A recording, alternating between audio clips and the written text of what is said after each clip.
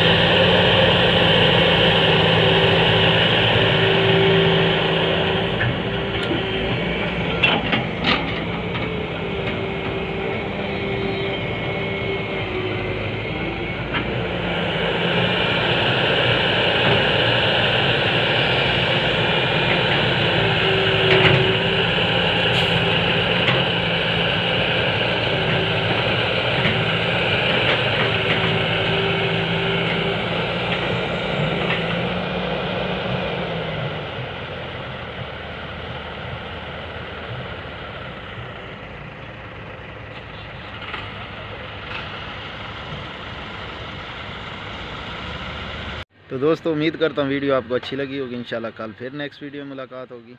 अल्लाह हाफ़िज़।